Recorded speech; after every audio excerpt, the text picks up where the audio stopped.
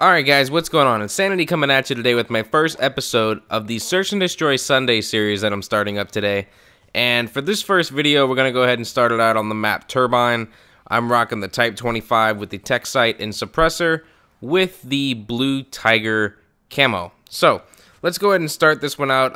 The actual gameplay isn't too bad, you know, to start out the series, but I wanted to go ahead and focus my main commentary today on we're finally in the first week of the first games that are going to be coming out in 2013. And, you know, the first one is really upsetting. You know, I mean, it's Anarchy Reigns. It comes out on the 8th. And it's not a game I want to focus on only because it came out in Japan way back, halfway through in 2012. So it's not necessarily a game that we should really focus on and care about. I want to move on to the week ahead, which is the 15th. And it's for a game that you could actually download the demo today. It's DMC Devil May Cry, the official reboot, and how everyone's hating on the game. So let's go ahead and jump into that first. I do have a little bit of other gaming news / info I wanted to talk about after this, but let's go ahead and start with Devil May Cry since this is more of a immediate matter since the game comes out in a week and a half. First thing, you know, when you first take a glance at Dante and, you know, you think back to the PS2 days, the glory days of Devil May Cry, you know, the first thing you're going to say is, wait a minute, where's the red coat, where's the awesome long white hair, and where's the big sword at? I mean, hello, this is Devil May Cry, this is what we're used to, and now you've turned him into a little high school emo kid. That was the #1 thing everyone complained about when this trailer first released, when the game was first announced that it was getting a reboot, and all that stuff, and what they should have did to shut people up was they should have made a pre-order DLC to make you play as the old Dante. I mean, the voice wouldn't have been such a big deal. If people wanted to play as the old Dante, that would have given them a reason to, and a way to do so, and it would have made a way for Capcom and Team Ninja to basically say, shove it to all the haters. Now, the other thing I wanted to go ahead and get into for this game was, you know, the other thing you're going to be missing is the idea of, hey, what happened to the old Gothic style, you know, city of Limbo that we were in with all the cathedrals and castles and, you know, long corridors and puzzle-like Gothic stuff, and where did it all go?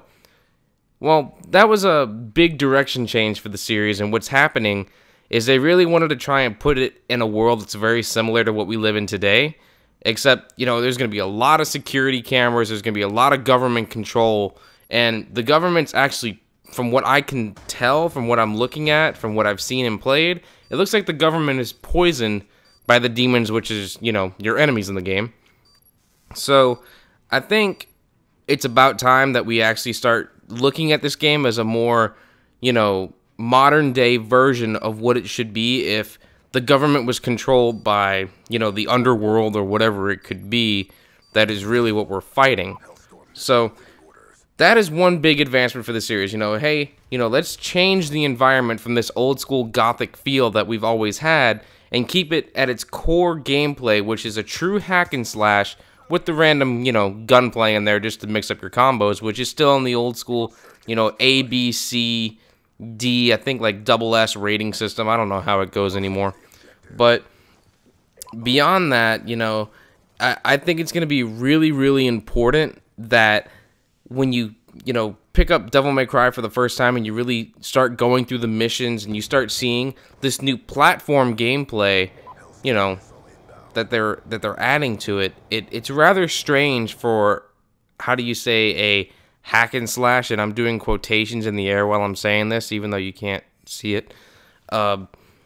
Basically, you're going to have this whip, like your Indiana Jones, and you're going to want to try to take out all these little security cameras to try and get around the environment. Because if you can remember in Devil May Cry originally, you know, the environment would lock up with like these blue or white or red faces over a door, and you start getting basically in a room and you'd start getting attacked by a bunch of demons, and it wouldn't break up like with a hand and a bunch of glass that would shatter everywhere to let you move on to the next area.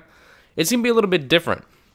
The environment is actually an enemy on its own, and the way that works is randomly the world will shift, the ground will crumble up from underneath you, the buildings will randomly start crumbling and flying around, and maybe some things will, you know, start being thrown at you, and the environment becomes almost an enemy all on its own compared to what's around you. So it's going to be interesting to see how you get to use this Indiana Jones whip more than just going from side to side, you know, maybe destroying security cameras. Maybe you get to actually use it in some crazy platforming ways. Like maybe you get to use it not only to swing from side to side, maybe we can climb in places we couldn't get to normally before.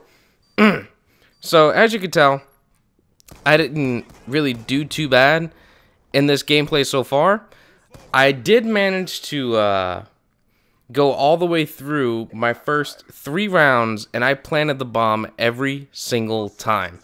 There's not a lot of people that actually can, you know, hurry up and try and sprint to the bomb quick enough when each round starts, but I managed to get the bomb every time and plant it all 3 times. So that was actually a really nice treat. I mean, I don't normally get the bomb every single time. I mean, it's always nice to get it, but I don't know if my teammates were just being slow or they just weren't paying attention or if it was something that they really didn't care about, but it was nice to actually get around to that.